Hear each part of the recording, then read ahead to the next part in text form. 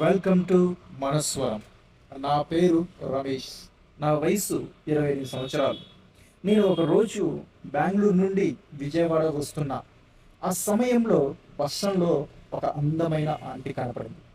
నేను బస్సు ఎక్కగానే ఆంటీ నా ఎదురుగున్న సీట్లో కూర్చుంది. రాత్రి 7 కావస్తుంది. బస్సు బయలుదేరింది.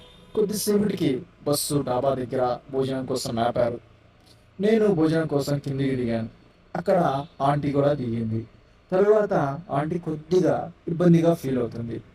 అది చూసి నేను ఆంటీ దగ్గరికి వెళ్ళి అడిగాను, ఆంటీ మీకేమైనా హెల్ప్ కావాలా అని. ఆంటీ చీకటిగా ఉంది కదా, కొద్దిగా వాష్రూమ్ వెళ్ళాలి, తోడు ఏమైనా వస్తావా అని అడిగింది. సరే ఆంటీ నేను వస్తాను అని చెప్పాను.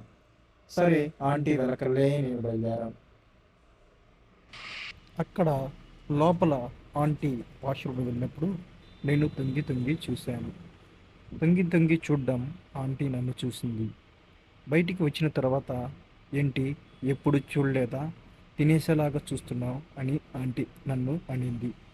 తర్వాత టీ తాగుదాం అని వెళ్ళాం. టీ తాగుతుంటే ఆంటీని నెంబర్ అడిగా. ఆంటీ నెంబర్ ఇచ్చింది. తర్వాత బస్సు ఎక్కాం. బస్సు ఎక్కిన తర్వాత నా పక్కన వేరే అబ్బాయి ఉంటే ఆ అబ్బాయిని లేపి ముందు సీట్లో కూర్చోబెట్టింది.